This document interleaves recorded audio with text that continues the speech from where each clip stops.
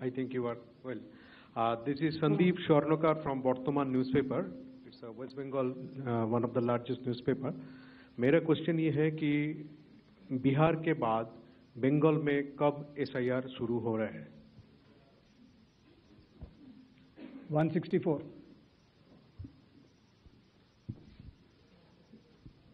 Sir Neeraj हूँ, news 18 India से, network 18 से। हमारा सवाल है कि स्पेशल समरी रिवीजन सालाना तौर पे होता है हर साल, तो SIR की जरूरत आपको कौन सा मतदाता सूची दोनों प्रक्रिया से अलग मिलेगा? हम ये जानना चाह रहे हैं। और एक सप्लीमेंट्री सवाल है इसी के साथ कि आपने कहा कि कुछ पॉलिटिकल पार्टीज के नेता भ्रम फैलाने की कोशिश कर रहे हैं।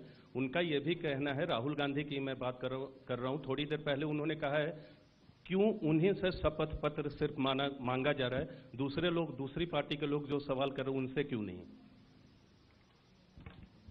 तो इन 5 सवालों को पहले ले लेते हैं।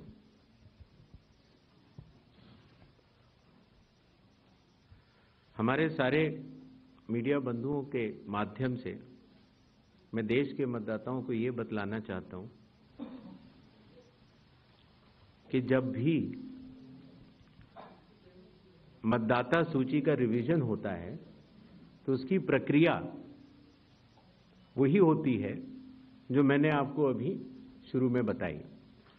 अर्थात सबसे पहले बूथ लेवल ऑफिसर्स और BLAs, राजनीतिक दलों के BLAs मिलकर एक ड्राफ्ट तैयार करते हैं और उसके बाद सभी राजनीतिक दलों को और उसी असेंबली कॉन्स्टिट्यूएंसी के मतदाताओं को यह अधिकार होता है कि वो उसमें त्रुटियां सुधारने के लिए आवेदन कर सके। आवेदन 3 तरह के हो सकते हैं, या तो किसी का नाम छूट गया हो तो फॉर्म 6 होता है, या किसी का नाम गलत जुड़ गया हो या किसी और को जुड़वाना हो तो फॉर्म 7 होता है, और या कई बार उसमें विवरण गलत हो जाए, आपकी नाम की स्पेलिंग गलत हो जाए, फोटो गलत हो जाए, एड्रेस गलत हो जाए तो फॉर्म 8 होता है। तो ये क्लेम्स एंड ऑब्जेक्शंस का जो पीरियड होता है ये बहुत महत्वपूर्ण होता है और इसमें सभी राजनीतिक दलों की भागीदारी और मतदाताओं की भागीदारी भी आवश्यक होती है। जब ये सारे क्लेम्स एंड ऑब्जेक्शंस आ जाते हैं तो उसके बाद जो उस इलाके का SDM होता है, जिसको कई जगहों पर इलेक्टोरल रजिस्ट्रेशन ऑफिसर भी बोलते हैं, जो कि स्टेट गवर्नमेंट का एक अधिकारी होता है, वो उस पर एक निर्णय लेता है और निर्णय करने के बाद एक अंतिम सूची का प्रकाशन करता है। ये प्रक्रिया में आपके माध्यम से सभी मतदाताओं को बताना चाहता हूं, जिससे कि उन्हें भी सनद रहे कि पूरी प्रक्रिया होती क्या है। तो एक बार जब SDM की तरफ से अंतिम सूची प्रकाशित कर दी जाती है, और याद रहे कि प्रारूप अर्थात ड्राफ्ट सूची भी पॉलिटिकल पार्टी से शेयर की जाती है और अंतिम सूची भी पॉलिटिकल पार्टी से शेयर की जाती है, और आजकल चूंकि तकनीकी का जमाना है तो वेबसाइट पर भी इलेक्शन कमीशन की अवेलेबल होती है।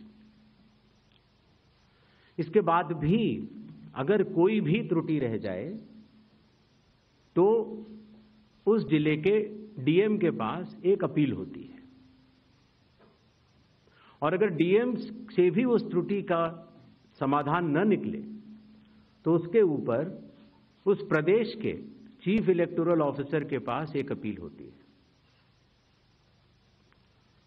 जो अंतिम सूची प्रकाशित हो जाती है उसके ऊपर हो जाते हैं चुनाव।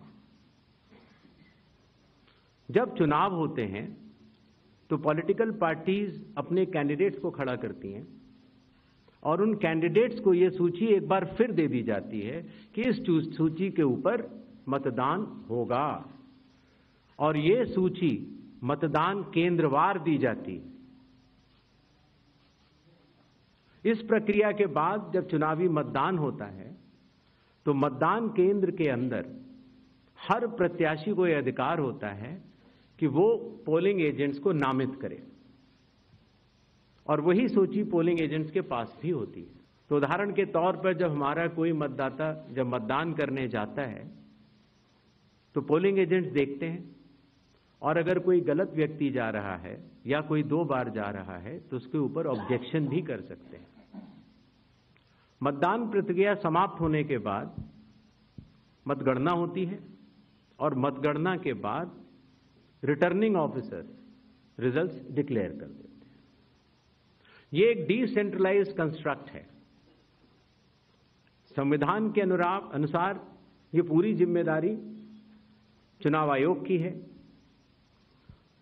लेकिन लोक प्रतिनिधित्व कानून के तहत चुनाव आयोग तो एक छोटा सा 800 लोगों का एक समूह है, तो लोक प्रतिनिधित्व कानून के तहत चीफ इलेक्टोरल ऑफिसर, हर जिले का डिस्ट्रिक्ट कलेक्टर, जिसको डिस्ट्रिक्ट इलेक्टोरल ऑफिसर भी कहा जाता है, हर असेंबली कॉन्स्टिट्यूएंसी का इलेक्टोरल रजिस्ट्रेशन ऑफिसर जो कि एसडीएम भी होता है, बूथ लेवल ऑफिसर्स, ये सभी के सभी सिर्फ इसी काम के लिए चुनाव आयोग के पास डेपुटेशन पर भी रहते हैं, सिर्फ मतदाता सूची और मतदान कराने के लिए। तो जब रिटर्निंग ऑफिसर रिजल्ट डिक्लेयर कर देता है, उसके बाद भी कानून में प्राविधान है कि आप 45 डेज के अंदर आप उच्च न्यायालय जाकर एक चुनावी याचिका दायर कर सकते हैं और चुनाव को चैलेंज कर सकते हैं। जब यह प्रक्रिया 45 दिन समाप्त हो जाते हैं, उसके बाद इस तरह के निराधार और आरोप लगाना, चाहे वो केरल हो, चाहे वो कर्नाटक हो, चाहे वो बिहार हो,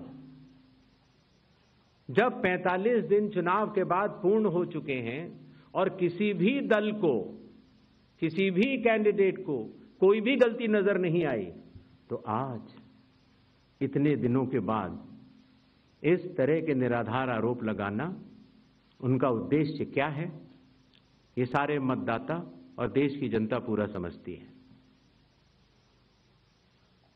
जहां तक स्पेशल इंटेंसिव रिवीजन की जरूरत क्यों पड़ी और स्पेशल इंटेंसिव रिवीजन में और नॉर्मल जो रिवीजन हर साल होता है, दोनों में क्या फर्क है, यह बहुत अहम सवाल है।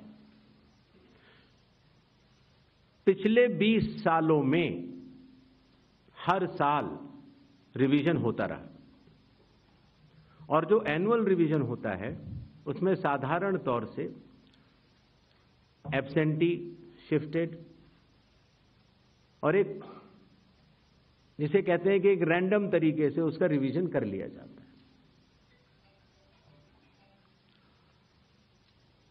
जब पिछले 20 सालों से इंटेंसिव रिवीजन नहीं हुआ, हालांकि पहले होते थे, अभी तक भारत में 10 से ज्यादा बार स्पेशल इंटेंसिव रिवीजन हो चुके हैं। और स्पेशल इंटेंसिव रिवीजन की खासियत यह होती है कि मतदाता सूची को, इलेक्टोरल रोल को टोटली मैक्सिमम प्योरीफाई करने के लिए एक इन्यूमरेशन फॉर्म भरा जाता है और हर मतदाता उसको जब भर के देता है तो उसका नाम मतदाता सूची में फ्रेश, एकदम नए तरीके से सूची बनाई जाती है। और ये इंटेंसिव रिवीजन इसलिए भी आवश्यक हो गया, एक तो सभी राजनीतिक दलों की लगातार शिकायतें आती जाती हैं कि साहब वहां पर वोट बढ़ गए, वहां पर वोट कट गए, इन लोगों का वोट सही बना, इन लोगों का वोट गलत बना। साथ ही साथ समय के साथ कई लोग जो गांव में रहते थे, जहां पर उनका वोट था, वो शहर में आ गए, उनका वोट गांव में रह गया और जब वो शहर में आए तो वोट कटवाने की प्रक्रिया की भी अपनी कानूनी जटिलताएं हैं, तो उनका वोट गांव में भी रह गया, शहर में भी हो गया। और आजकल आपको पता है, जैसे जैसे भारत का विकास होता जा रहा है, वैसे वैसे लोग शहर छोड़ के भी दूसरे शहरों में भी जाते हैं। मुझे आशा है कि जितने हमारे मीडिया बंधु हैं वो भी शायद किसी न किसी दूसरे शहर को छोड़ के यहाँ पर आए होंगे, तो जब वो यहाँ रहने लग जाते हैं तो उनका वोट यहाँ भी बन जाता है। तो इस तरह से करते करते एक व्यक्ति के जाने या अनजाने में कई जगह वोट रह गए। तो मतदाता सूची को शुद्ध करने के लिए इन्यूमरेशन फॉर्म एकमात्र रास्ता रह जाता है, क्योंकि मैं आपको एक उदाहरण भी देता हूं। जैसे मान लीजिए श्रीपर्णा चक्रवर्ती जी हैं, उनका पहला वोट था श्रीपर्णा चक्रवर्ती के नाम से, दूसरा वोट जब वो दूसरी बार उन्होंने भरा तो उन्होंने भर दिया एस चक्रवर्ती। पिताजी का नाम मुझे पता नहीं है, माफ करें, लेकिन ए बी चक्रवर्ती भरा। अगली जगह जब उन्होंने भरा तो उन्होंने कहा कि नहीं, अखिल बी चक्रवर्ती। तो यह असंभव हो जाता है जानना कि ये दो व्यक्ति एक हैं कि नहीं। तो एक ही तरीका है कि उसके लिए इन्यूमरेशन फॉर्म जारी किए जाएं और एक व्यक्ति एक बार में एक ही इन्यूमरेशन फॉर्म भरेगा, जिससे कि मतदाता सूची का शुद्धिकरण भी होगा। अगर उनका नाम गलत लिख गया है तो वो भी वो सही कर सकते हैं, अगर उनकी फोटो ठीक नहीं है तो वो भी सही कर सकते हैं, अगर उनका पता ठीक नहीं है, माता पिता का नाम ठीक नहीं है तो वो भी ठीक कर सकते हैं। तो ये रही एसआईआर की आवश्यकता। एसआईआर में डोर टू डोर जाना पड़ता है। बूथ लेवल ऑफिसर हमारे बिहार के लगभग 90,000 booth level officers 7 crore 89 lakh लोगों के घर घर जाकर उन्होंने एक एक व्यक्ति को ये इन्यूमरेशन फॉर्म दिया। जो लोग मृत पाए गए या जो लोग घर पे नहीं थे, जो पड़ोसियों ने कहा या उनके घर वालों ने कहा कि ये परमानेंटली शिफ्ट हो गए हैं, या जिन लोगों ने कहा कि नहीं साहब मैं तो पहले ही दूसरी जगह इन्यूमरेशन फॉर्म भर चुका हूं, अर्थात उसका नाम 2 जगह था, ऐसे लोगों के फॉर्म वापस नहीं मिले और 7 करोड़ 24 लाख फॉर्म वापस मिले 30 दिन के अंदर।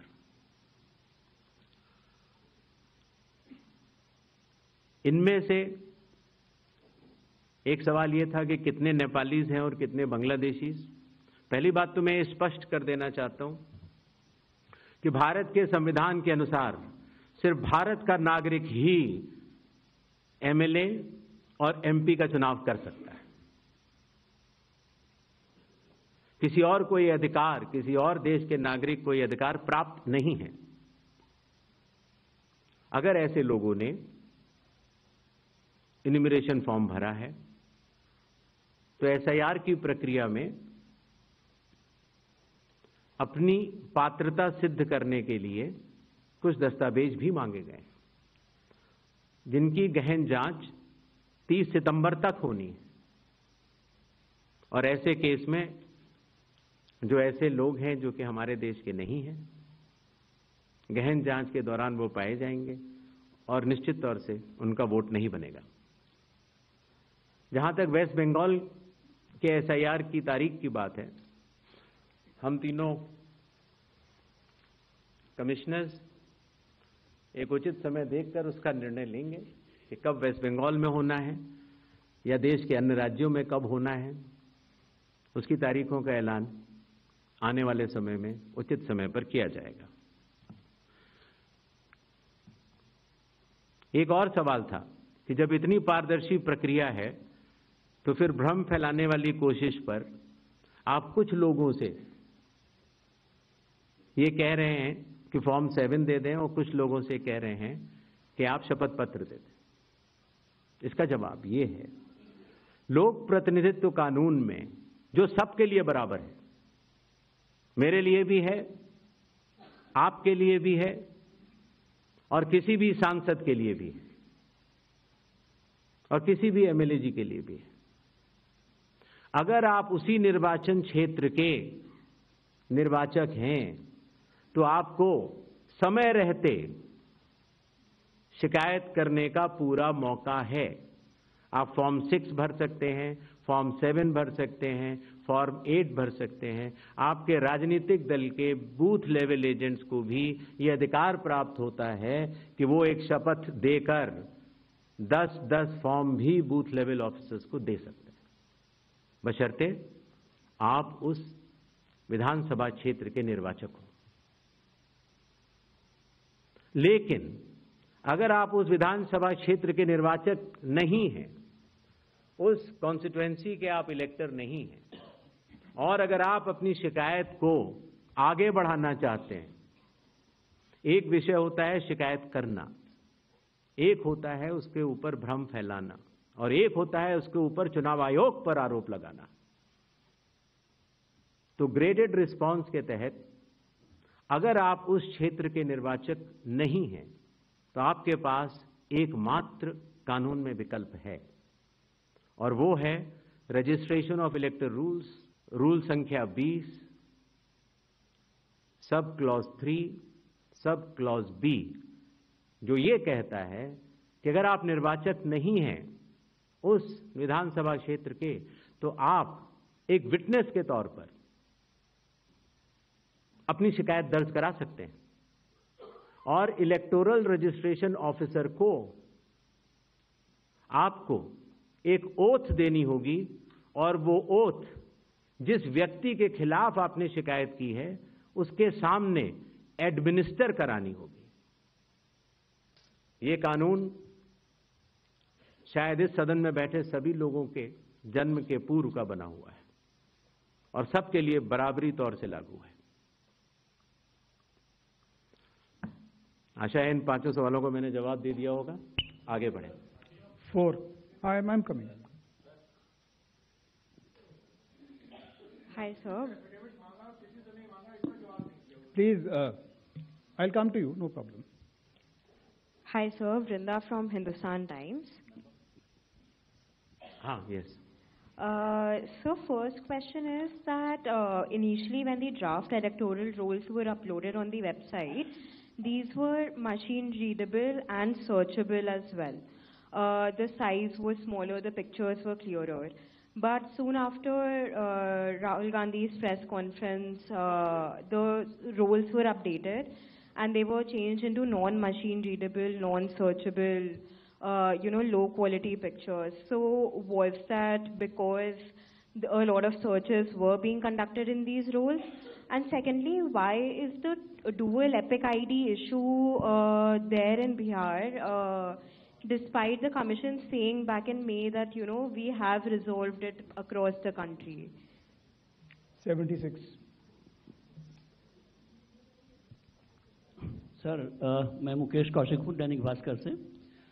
सर, आपने देखा होगा कि Rahul Gandhi leader of opposition ने सेंट्रल बेंगलुरु की कॉन्स्टिट्यूंसी की तहकीकात की और ढेर सारे आरोप लगाए। उनका कहना था कि फेक सस्पिशियस वोटर बन रहे हैं, मैनिपुलेटेड हैं, मास एडिशन हुए हैं।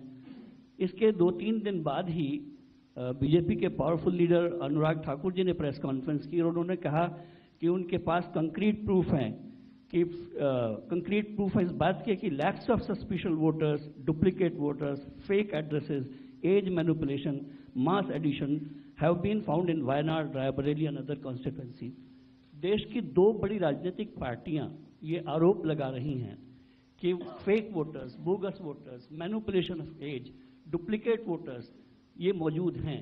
तो आप कितना सहमत हैं और इन आरोपों के आप क्या जांच कोई कराएंगे? 196.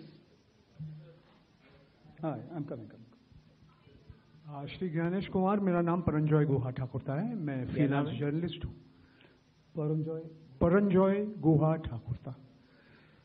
Sir, few questions. इतना हड़बड़ी में आपको एसआईआर करने का क्या जरूरत है जब बाहर चल रहे बिहार में बारिश के समय, और समय बहुत लोग कह रहे हैं बहुत कम है। आपको सुप्रीम कोर्ट ने आदेश किया 14 तारीख के दिन, आपको मशीन रीडेबल जो 65 लाख लोग का नाम नहीं है तो आपको देना पड़ेगा। इससे पहले आपने क्यों नहीं दिया? आखिरी सवाल है कि महाराष्ट्र में जो 40 लाख नया वोटर आए हैं और लोग कह रहे हैं कि पहला बार महाराष्ट्र के इतिहास में, भारतवर्ष के इतिहास में वोटर ज़्यादा और 18 साल उम्र के लोग कम, और 5 बजे के बाद बहुत लोग वोट दिया। तो ये सारे जवाब मुख्यमंत्री देवेंद्र फडणवीस दे रहे, राजनीतिक दल का नेता दे रहे। चुनाव आयोग अभी तक खामोश थे, क्यों? 279.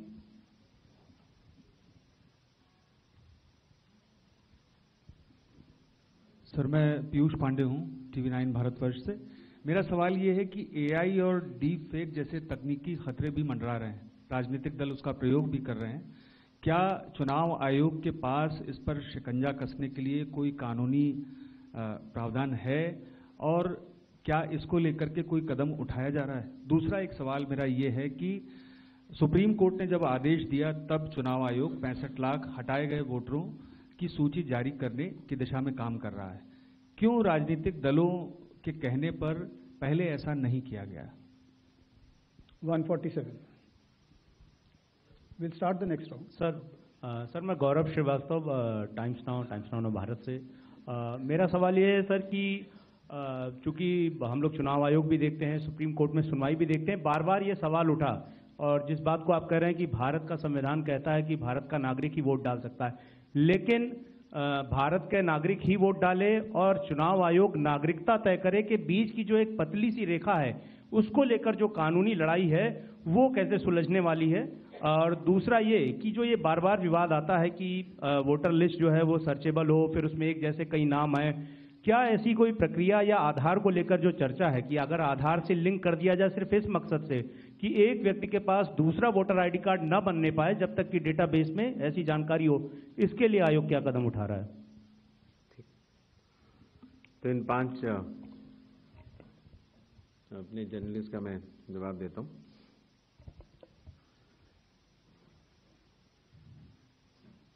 मशीन रीडेबल मतदाता सूची और सर्चेबल मतदाता सूची, दोनों में हमें अंतर समझना होगा। जो चुनाव आयोग की वेबसाइट में मतदाता सूची होती है उसमें आप एपिक नंबर डाल के सर्च कर सकते हैं, डाउनलोड भी कर सकते हैं। इसको मशीन रीडेबल नहीं कहा जाता। मशीन रीडेबल के ऊपर मैंने आपको शुरुआती उसमें बताया था कि 2019 में माननीय सुप्रीम कोर्ट ने भी इस विषय का गहन अध्ययन किया और ये पाया कि मशीन रीडेबल इलेक्टोरल रोल देने से वोटर की प्राइवेसी का हनन हो सकता है। इसलिए मशीन रीडेबल एक अलग चीज है। मशीन रीडेबल का अर्थ ये होता है कि आप उस इलेक्टोरल रोल को पढ़ भी सकते हैं। उसमें अगर आपके पास कंप्यूटर पे वो सूची आ गई तो आप ये फोटो उठा के दूसरी जगह भी डाल सकते हैं। अगर आपने एक व्यक्ति की फोटो दूसरी जगह डाल दी और पलट दी तो वो व्यक्ति वोट ही नहीं कर पाएगा, क्योंकि जब वो वोट करने जाएगा तो उसका चेहरा नहीं मिलेगा। तो मशीन रीडेबल एक अलग चीज है, मशीन रीडेबल वर्जित है। तो उसको आप, और ये चुनाव आयोग का अकेला फैसला नहीं है, ये चुनाव आयोग का फैसला माननीय सुप्रीम कोर्ट के जजमेंट के बाद है और 2019 से है। तो मशीन रीडेबल अलग चीज हो गई और एक लिस्ट को सर्च करना वो एक अलग विषय हो गया। जब आप एक लिस्ट को सर्च करते हैं तो उसमें एक सवाल यह आया था कि डुप्लीकेट एपिक की समस्या चुनाव आयोग ने जब पहले सॉल्व कर ली तो इस तरह के डुप्लीकेट एपिक दोबारा कैसे आए। डुप्लीकेट एपिक दो तरीके से हो सकते हैं। एक कि एक व्यक्ति जो वेस्ट बंगाल में है, जो व्यक्ति अलग है, उसका एक एपिक नंबर है, और एक व्यक्ति जो हरियाणा में है उसका एपिक नंबर भी वही है। अर्थात एपिक नंबर 1 व्यक्ति 2। जब ये सवाल उठा लगभग मार्च 2025, जब हम लोगों ने उसके ऊपर चर्चा की और उसको हम लोगों ने पूरे देश भर में सुलझाया, लगभग ऐसे 3 लाख लोग मिले जिनकी एपिक संख्या 1 थी। तो उनकी एपिक संख्या बदल दी गई जिससे एक ही एपिक से 2 लोग न हो, एक ही नंबर के 2 लोग न हो। दूसरी तरह की डुप्लीकेसी ऐसे आती है जब एक ही व्यक्ति का एक से ज्यादा जगह मतदाता सूची में नाम हो और उसका एपिक नंबर अलग हो। अर्थात व्यक्ति 1 एपिक अनेक। पहली वाली स्थिति ये थी एपिक 1 व्यक्ति अनेक। तो एपिक 1 व्यक्ति अनेक की समस्या तो चुनाव आयोग ने पहले सुलझा ली, लेकिन जब ये विषय आया कि एक ही व्यक्ति और उसके कई एपिक्स हैं, तो कुछ केसेस में जब शिकायत आई तो हम लोगों ने तहकीकात की तो ये समझ में आया कि जो व्यक्ति, जैसे मैंने आपको बताया था कि अगर वो गांव में रहता था तो वहां उसका एक जगह नाम था, फिर वो शहर में आया, फिर वो वहां से चलते चलते दिल्ली या बंबई पहुंच गया और उसने अपना पुराना नाम डिलीट नहीं कराया। पहले ये संभव नहीं था। 3 से पहले नाम अगर आपको पुरानी जगह से कटवाना है तो कोई वेबसाइट नहीं थी इलेक्शन कमीशन की जिसमें एक ही जगह सारा डेटा हो, हर स्टेट। तो अगर आप पटना से चल के दिल्ली आ चुके हैं और आप पटना का वोट कटवाना चाह रहे थे तो आप एक पत्र लिख सकते हैं। अब उस पत्र के ऊपर कार्रवाई हुई, आपने सही जगह भेजा, नहीं भेजा और आपका वहां वोट नहीं कटा, आप दिल्ली आ चुके, आपका यहां नया मतदाता सूची में नाम आ गया, आपके पास एक नया एपिक नंबर है। तो 2003 से पहले चूंकि तकनीकी सुविधा अवेलेबल नहीं थी तो इस तरह के बहुत लोग जो माइग्रेट कर करके अलग अलग जगह गए, उनके नाम कई जगह आ गए। फिर एक ये सवाल उठा कि फिर उसको आज की तारीख में तो वेबसाइट है, कंप्यूटर है, उसको आप सेलेक्ट करके हटा सकते हैं। लेकिन वही मैं बात आपको बताना चाह रहा था, चुनाव आयोग मतदाताओं के साथ चट्टान की तरह खड़ा होता है। अगर किसी के कहने से मैं आपका वोट काट दूं या किसी के कहने से मैं ये मानूं कि पीयूष जी के नाम के, अगर आपको अंदाजा न हो तो अगर पीयूष जी के नाम को अगर आप 100 करोड़ में सर्च करेंगे तो आपको हजारों लोग मिलेंगे। अब कौन से पीयूष जी का नाम काटा जाए, कौन से पीयूष जी 2 हैं ये? तो अगर इसको जल्दीबाजी में किया जाएगा तो किसी भी मतदाता का नाम गलत कट सकता है, आपकी जगह किसी और का कट जाए। इसलिए शायद पिछले 20 सालों में टेक्नोलॉजी तो थी, लेकिन टेक्नोलॉजी का उपयोग करके किसी का मतदाता सूची से नाम काटा जाए, ये गलत होगा और इसीलिए चुनाव आयोग ने ऐसा नहीं किया। और इसकी या तो व्यक्ति खुद कर सकता है तो कोई आपत्ति नहीं है, और या फिर स्पेशल इंटेंसिव रिवीजन के जरिए जब ये एन्यूमरेशन फॉर्म बनेगा तो पीयूष पांडे जी के पास ही फॉर्म पहुंचेगा। अगर उनके पास दूसरा फॉर्म पहुंच जाएगा तो एक ही पे दस्तखत करेंगे और डुप्लीकेट वोट की समस्या का निदान हो जाएगा। एसआईआर में हड़बड़ी क्यों? यह भी एक भ्रम फैलाया जाता है। आप लोग मुझे बताएं कि चुनाव से पहले मतदाता सूची शुद्ध करनी चाहिए या चुनाव के बाद? चुनाव से पहले। और यह बात चुनाव आयोग नहीं कह रहा है, यह बात लोक प्रतिनिधित्व कानून कह रहा है कि हर चुनाव से पहले आपको मतदाता सूची शुद्ध करनी होगी। यह चुनाव आयोग का कानूनी दायित्व है। फिर यह बात आई कि 7 करोड़ से ज्यादा बिहार के मतदाताओं तक क्या चुनाव आयोग पहुंच पाएगा?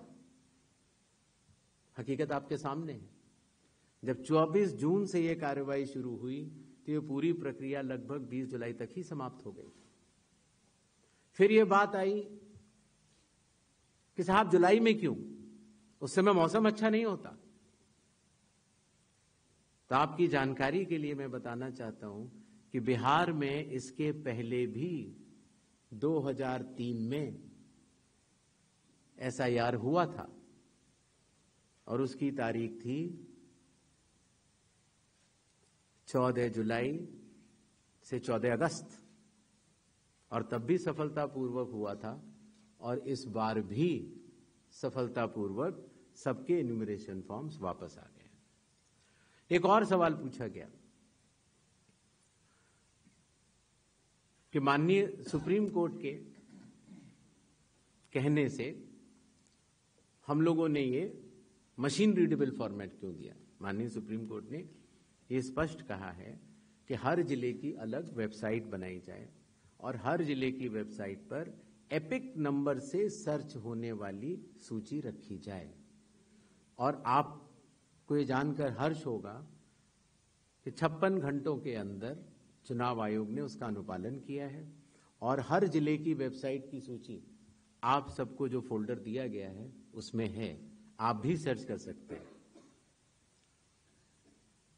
जहां तक आपके पास जो फोल्डर दिया गया उसमें एक वो भी मिनट्स मौजूद है 20 जुलाई के, जहां पर अगर आप खोलेंगे तो उसमें आप पाएंगे कि हर बूथ पर booth level officer, booth level agent, sarpanch सबने मिलकर ये दस्तखत करके सूची बनाई कि ये लोग मृत पाए गए हैं, उनका एपिक नंबर भी है, उनका नाम भी है, और ये लोग स्थायी रूप से स्थानांतरित पाए गए हैं, उनका नाम भी है, और इन लोगों का इन्यूमरेशन फॉर्म या इन लोगों का नाम एक जगह से ज्यादा है, वो भी है। आप उस सूची को देखें तो ऐसा नहीं है कि चुनाव आयोग ने ये लिस्टें साझा नहीं की थी, लेकिन चूंकि इसका अंतिम निर्णय अभी ईआरओ ने नहीं लिया था, इसीलिए ये सूचियां राजनीतिक दलों को दे दी गई थी, और कुल मिला के जिन लोगों के इन्यूमरेशन फॉर्म नहीं आए वो 1 अगस्त को जब ड्राफ्ट लिस्ट दी गई थी राजनीतिक पार्टियों को, वो भी दस्तावेज आपको दिए गए हैं जिसमें कि हर पॉलिटिकल पार्टी ने साइन करके ये लिस्ट ली है, जिसमें कहा है कि ये वाले नाम तो आ चुके हैं प्रारूप सूची में और ये वाले नाम नहीं आए हैं। हर जिला प्रेसिडेंट ने उस लिस्ट को सत्यापित किया है 1 अगस्त को और अपने टेस्टिमोनियल्स भी दिए हैं। तो ये सूचना और भी लोगों तक पहुंचे, आप तक भी पहुंचे। चुनाव आयोग तो पारदर्शिता का स्वागत करता है और ये बहुत ही अच्छी बात है। शायद इससे अगर कुछ लोग जो छूट गए हों अगर वो नाम दे पाए, तो चुनाव आयोग का तो नारा है हर पात्र मतदाता को सूची में लाना है और हर अपात्र मतदाता को सूची से हटाना है। तो उस उद्देश्य में ये हमारी मदद कर रहा है। एआई और डीप फेक हमारे लिए वास्तव में चुनौती है। अभी कल किसी एक ट्विटर हैंडल पर एक एआई जनरेटेड वीडियो थी जो कि सत्य से परे, लेकिन इस तरह की चुनौतियों का सामना करने के लिए चुनाव आयोग तो भरसक प्रयास करेगा, लेकिन कानून के दायरे में ही रहकर कर सकता है।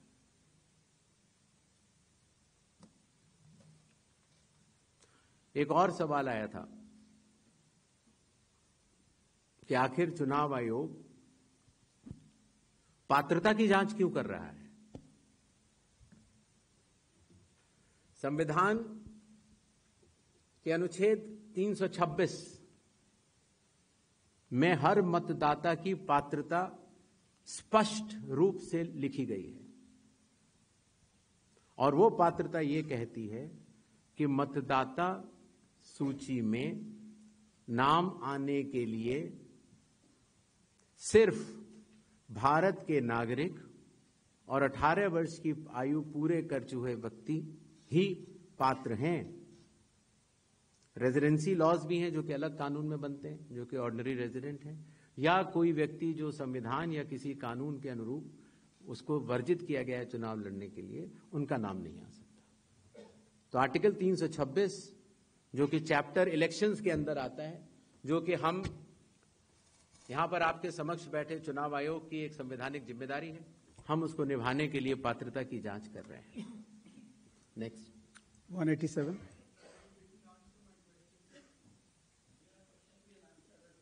Will come back. उसका जवाब मैं दे चुका हूं, शायद आपने, मैं दोबारा बता देता हूं। ग्रेडेड रिस्पांस होता है चुनाव आयोग का। अगर आप किसी भी विधानसभा के निर्वाचक हैं और समय रहते हुए अगर आप त्रुटियां बताते हैं तो आपको फॉर्म 7 भरना होता है। अगर आप किसी भी विधानसभा के निर्वाचक हैं और समय परिधि के बाद अगर गलतियां बतलाते हैं तो उसको सिर्फ एक राजनीतिक स्टेटमेंट माना जाता है।